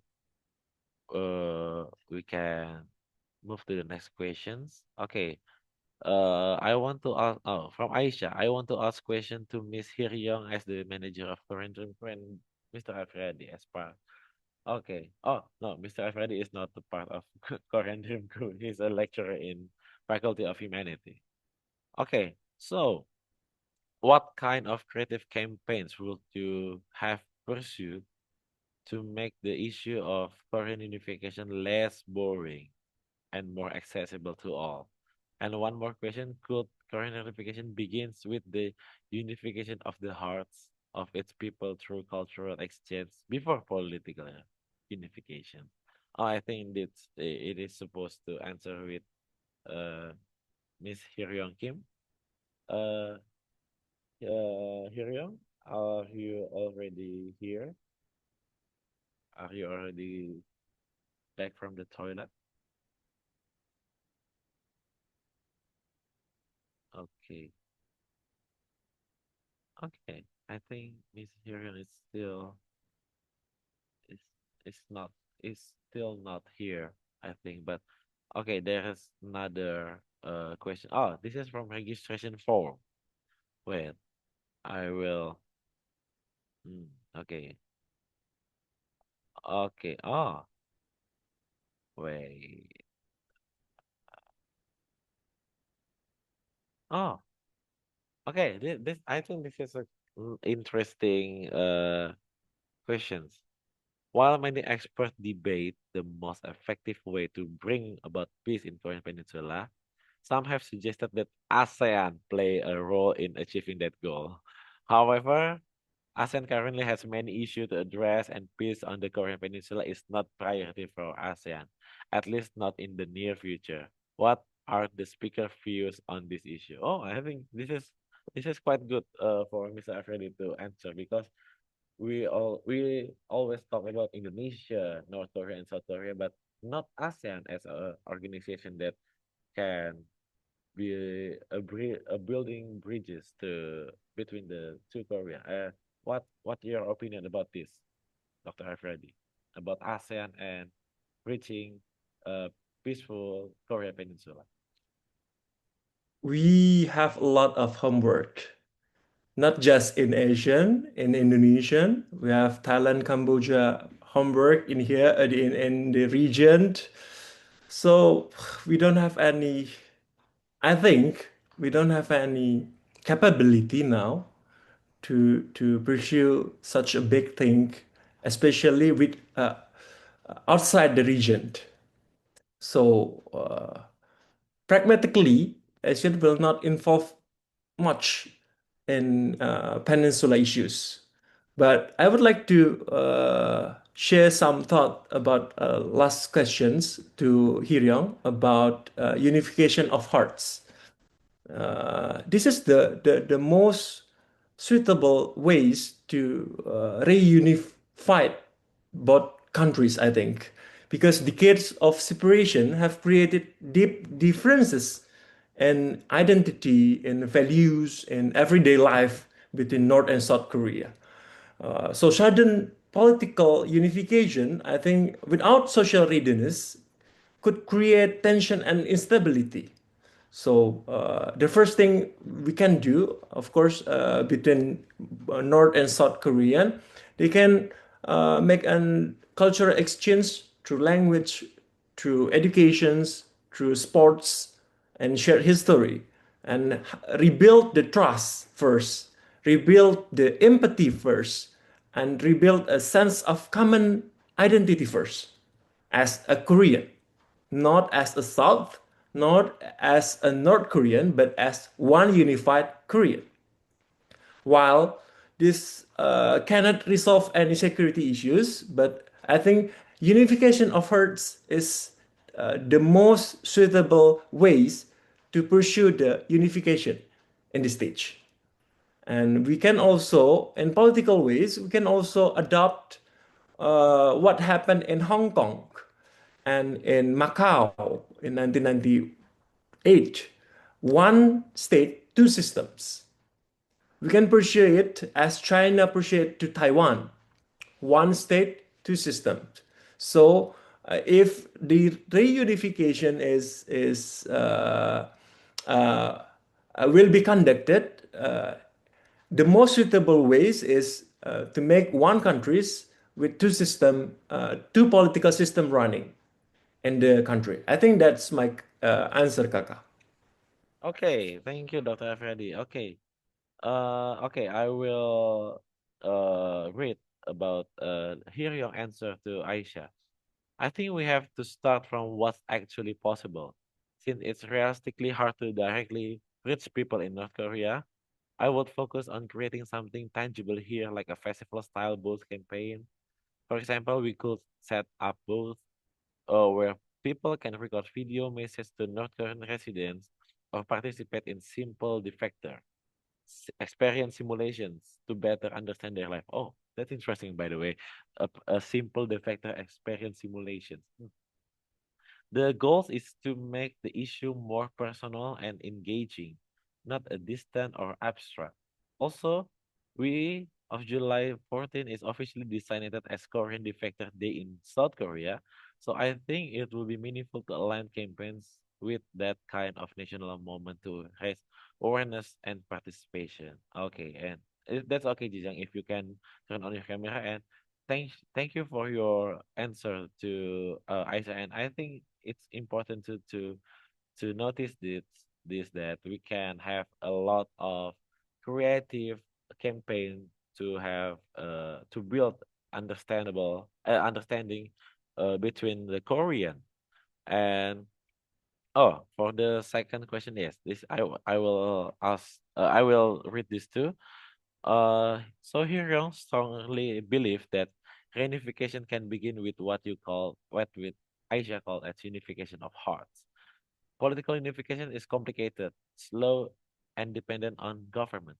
But emotional and cultural connection that can start anytime if people begin to see each other not as stranger, but as a people with shared language, history, and emotions, then the foundation for unification is already being built. Ah, that's a good and that's a bold statement, by the way, because uh I think yeah in case of sharing a share the same language, history, and emotion, actually the foundation of reunification is already built culturally, not systematically, but it's culturally built, and I think the in this case what we called as the unification of heart, I think it's already set up in the mind and in the hearts of people of Korea.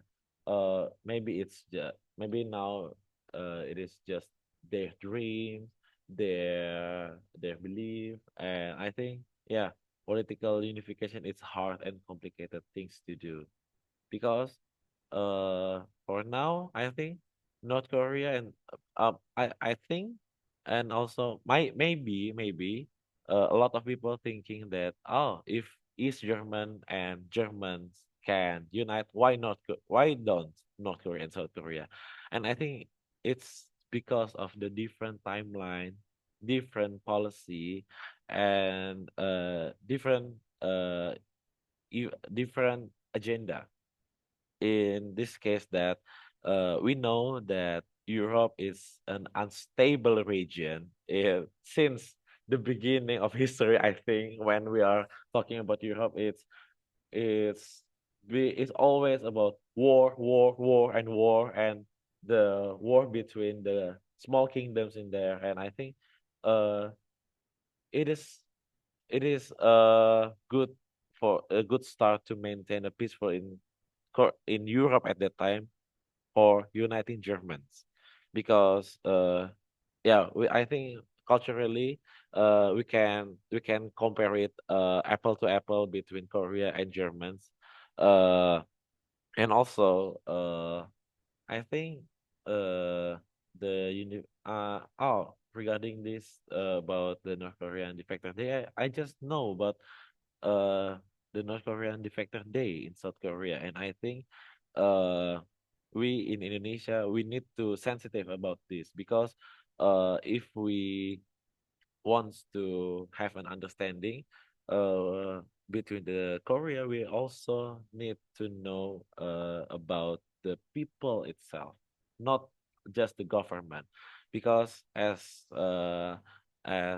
like Ji Hyang said before, that please do not uh do not put on the same plate of the government and the people of North Korea, because it's different. They have a different mind, this set of mind. They have different dreams, and especially as we know today that the Kim family still rule in Korea, and we need to be sensitive with that, and because we are the citizen in as a citizen of Indonesia, we need also to maintain a good relation with North Korea. So I think we must do strategically in this. We cannot just do we can do this, we can do this, but we need to see it holistically. And in this case, me as a anthropology student, I think when I'm going through seeing ethnographical monograph, it's hard to find about the ethnography of North Korea. And I think it's because of the lack of access to Korea itself. And also, even Indonesia, I think there is Ji Yang said I the before the in this opening session, uh Mukhtar Lubis is visiting Korea and he writes about catatan Korea. But I think if we want to know more deeper, I think if we if Indonesia researcher that using the status quo, this good status quo as a ticket to enter North Korea and make an ethnographical research in North Korea to have an understanding about North Korean citizen, not only the government, but the citizen, it would be a good starting point to understand about the people who live in North Korea. And until now, I think we only can see the situation in North Korea right now through the videos of tourists, the videos that they are secretly recorded in while visiting North Korea, and also uh I I think you guys need to see a video from, I don't know, I forget, it is from Fox Media or anything, that uh Pyongyang right now is shaping its city to become a metropolitan, and I think it is a good starting point to know from the bird eye view, not from the people of North Korea, because yeah, uh we need to acknowledge that uh having the right information from uh the North Korean citizens, it's hard to get. Okay, I think okay, I think this will be the last question of this Q&A session. And it's a simple question, but I think it needs it needs a meaningful answer. Okay, so the question: is there any proper solutions to end the Korea Peninsula issue? Okay, maybe Mr. Afridi can answer it first, and Hyryong, if you can uh unmute yourself, you can answer it through the chat box. Okay, Mr. Afridi, you can answer about Okay, any proper solutions to I add will for it. state it in political perspective. The most suitable way to make it reunified is one state with two systems, or at least to make two Koreas uh, to uh, sit together and talk about peace, to make the relations between both Koreas in a peaceful condition first before talking about reunifications. It's too utopia to say the reunification before the peaceful conditions in peninsula created. But the most suitable way for me as a historian and as a political analyst is to adopt China way to merge the Hong Kong and Macau, and now to pursue Taiwan to reunificate with them is with one state two systems way. Yeah, the most suitable way from political perspective. uh, Maybe Hyryong will edit the people perspective from South Korean perspective, how they see the reunification and what is the most suitable way to reunify both Koreans. Thank you. Okay, Mr. Dr. Afridi, thank you for your answer. And while we wait Hyryong to drop uh her answer in the chat box, I'm quite agree with what Dr. Alfredi said before, that from the political perspective and seeing from the China case that reunification is not that simple. If we see Macau, Hong Kong, and now I think Taiwan is also on their plate too. Uh, it's hard to reach a truly peaceful reunification because it always added with the political issues, the historical issue, how the culture will emerge, or like China that they want to have a one country with two systems, and there's a lot of negotiations with that.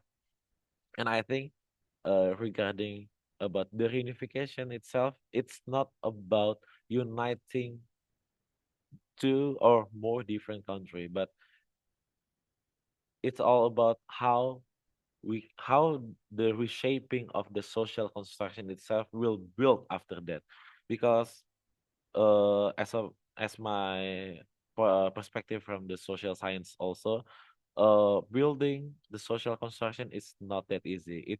It is deeply rooted in their mind and heart, and it needs uh to be uh to acknowledge too that everyone's having the same thoughts about it.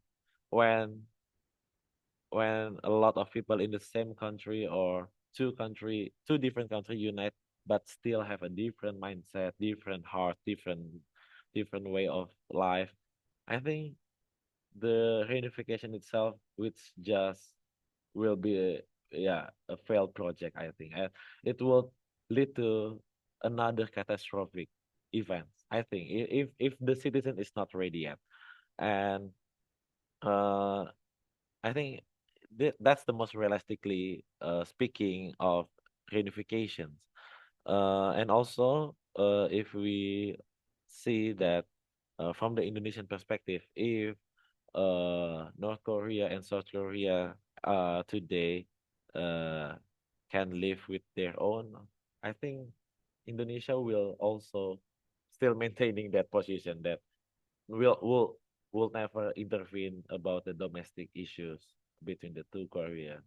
And also I think uh it reflecting to us as Indonesian citizens too that don't want intervene too deep between the domestic issue of Korea and Indonesia. But that doesn't mean that we cannot care about North Korea and South Korea people that might be still having a dreams of reunification.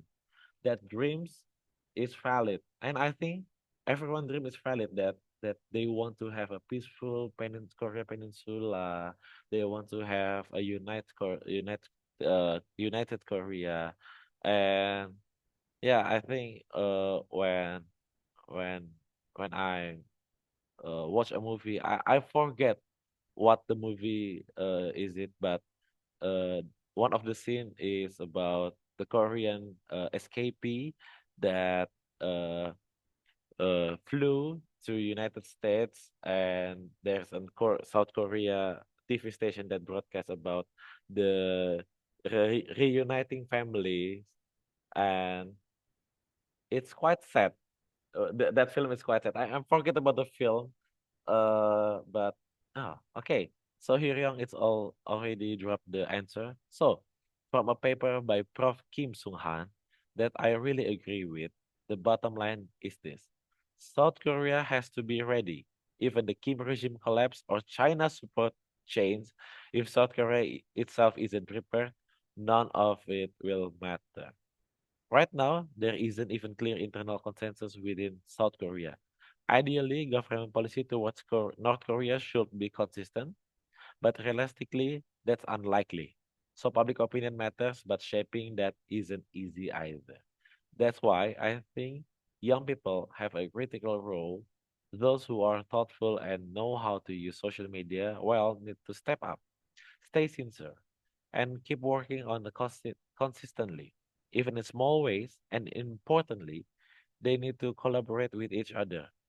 For GPY, uh, and personally for me, for Hiryong, I think one of the most important things is creating physical spaces where the South, North, and overseas Korean students can actually meet. Whether they agree or argue doesn't matter.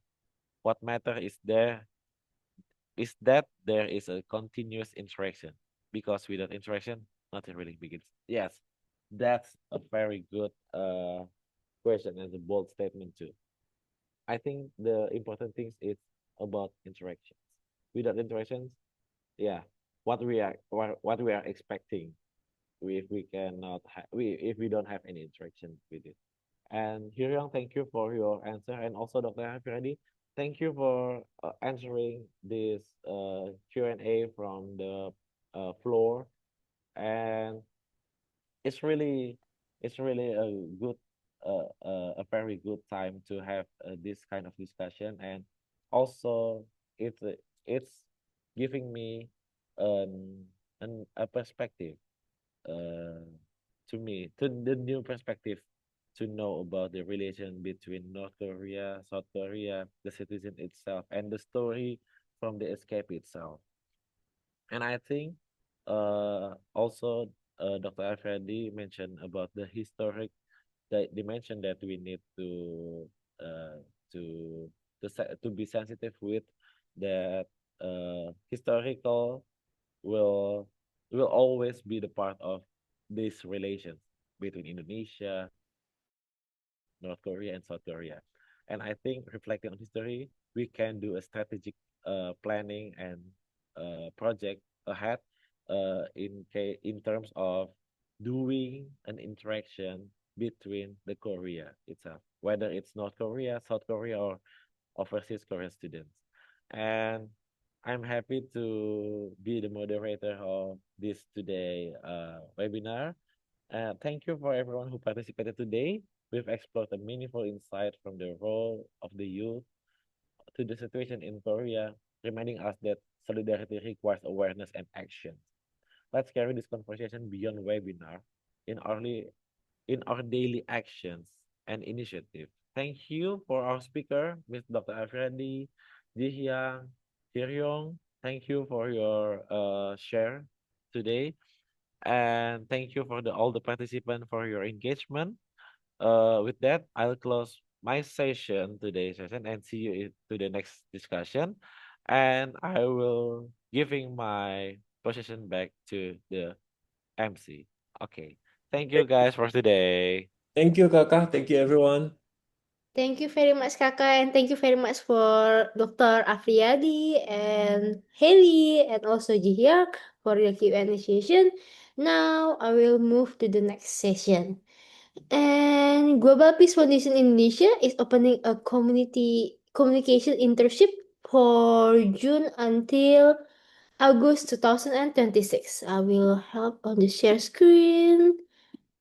There you go. Is the screen? Can everyone see the screen?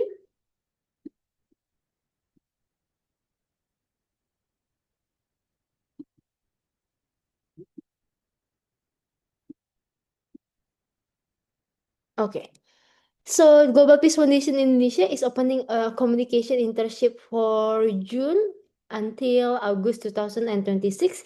This is a great opportunity to gain hands-on experience in strategic communication while contributing to peace building initiative as public relation intern. As an intern, you will help strengthening collaboration between KIC FISIP UI and GPF Indonesia, especially through the UGen webinar and campus activation, and also we are looking for students or fresh graduates in communication or related fields, preferably based in Jabodetabek, who are passionate about youth engagement and peace building. So the screen is kind of error. Let me help on the screen.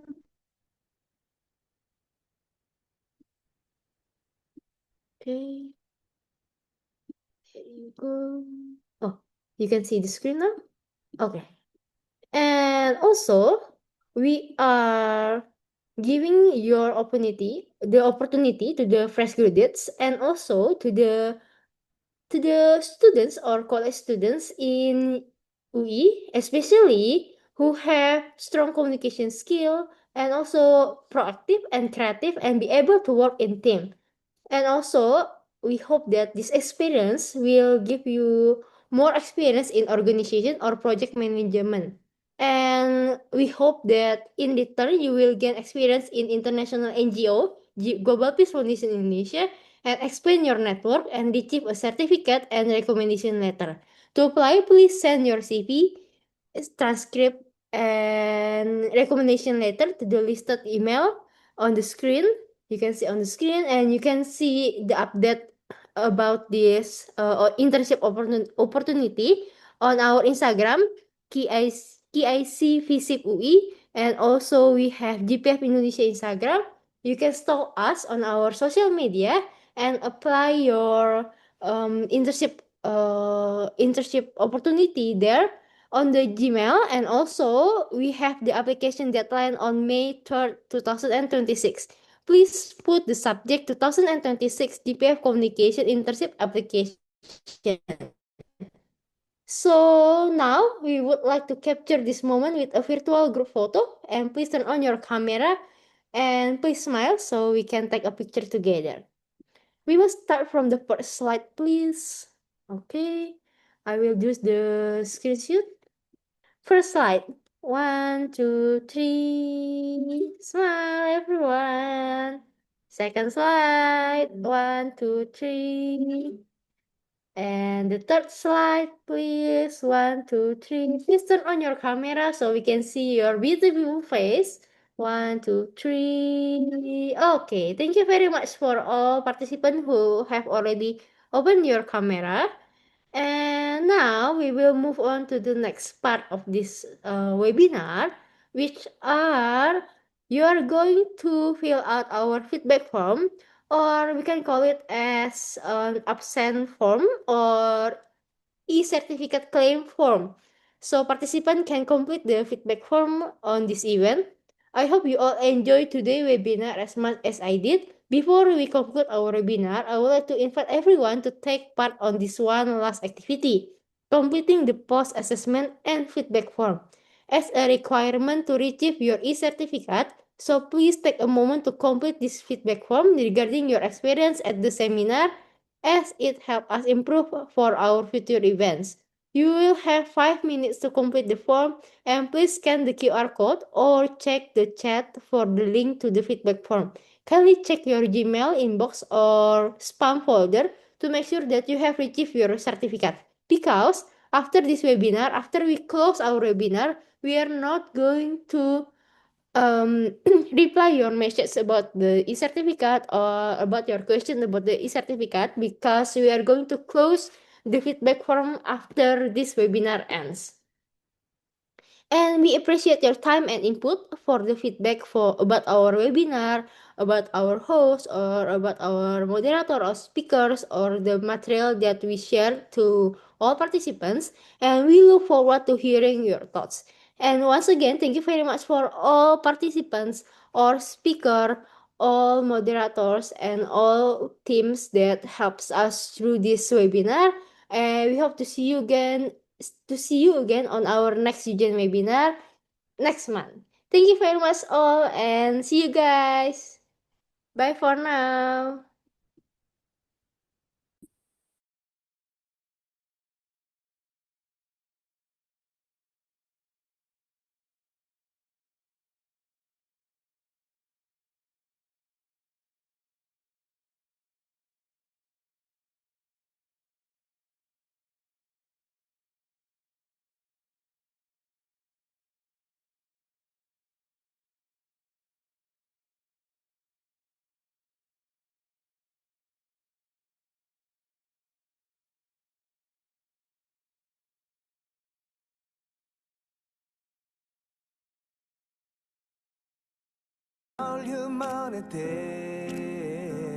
Create a beautiful world that's made for you and me, where we all live in peace. Strength and unity, the Korean dream, a vision we will serve the world as one. Korean love. Strength and unity,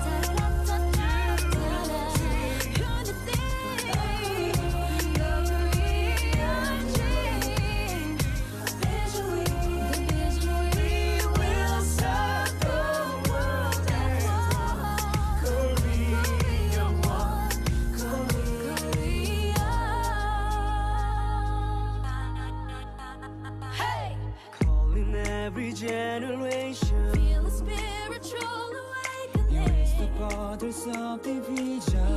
Can do it every day. Love without discrimination. Pray this prayer for my nation. Just beyond the darkness that We'll shine a new light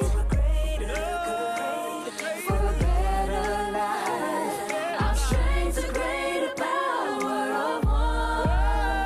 Strength and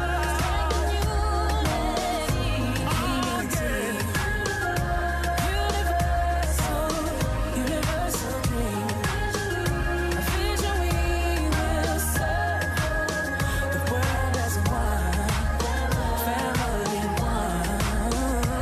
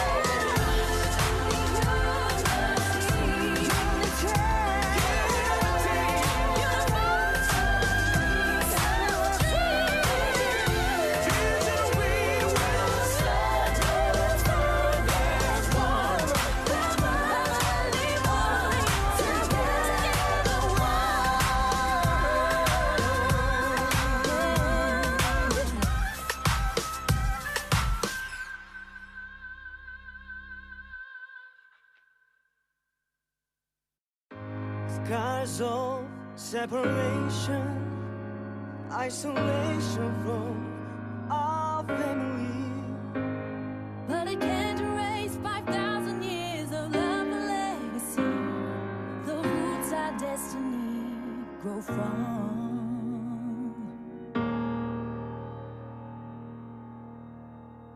Strength and unity, the Korean dream, a vision we will serve the world as one Korea, one Korea.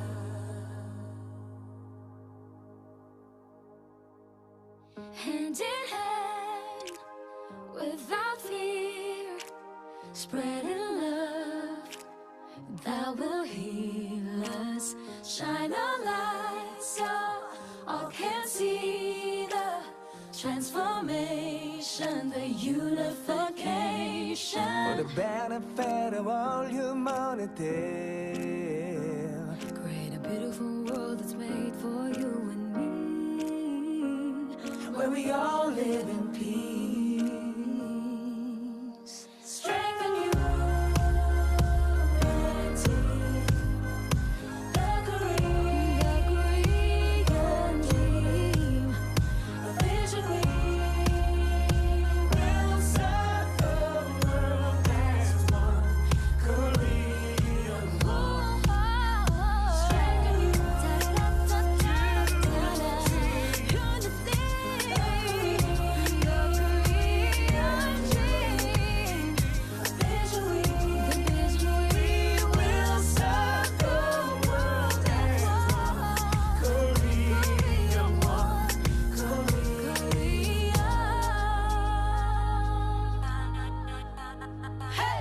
Calling every generation. feel the spiritual awakening. Erase the borders of division. Can do it every day. Love without discrimination. I pray this prayer for my nation. Just beyond the darkness that We'll will shine a new light for a greater good, for a better life. Our strength's a greater power of one. Strength and unity,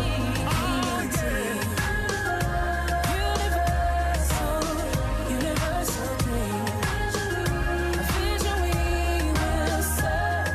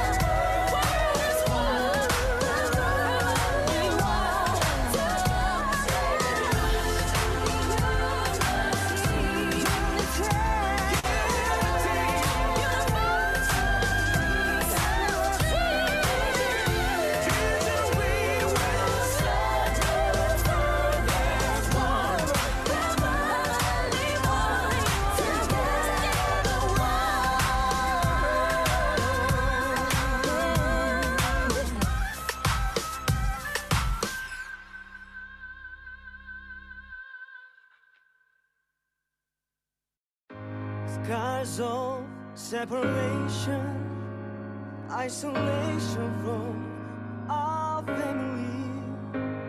But it can't erase 5,000 years of love and legacy. The roots our destiny grow from.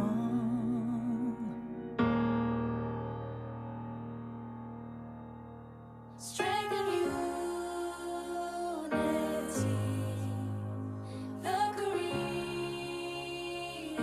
dream, a vision we will serve the world as one Korea, one Korea.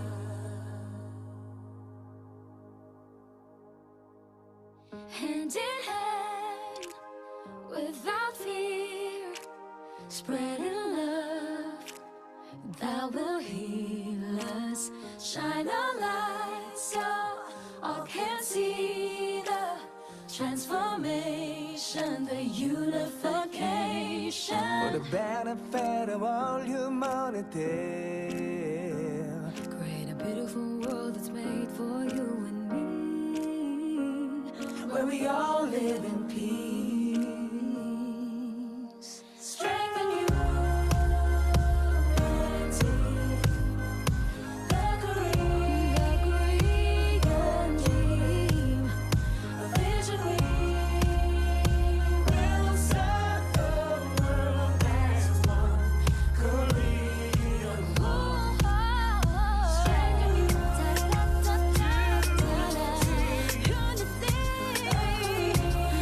Korean dream, a vision we will serve the world as one Korea, one Korea. Hey! Calling every generation. Feel the spiritual awakening. Erase the borders of division. Can do it every day. Love without discrimination. I pray this prayer for my nation. Just beyond the darkness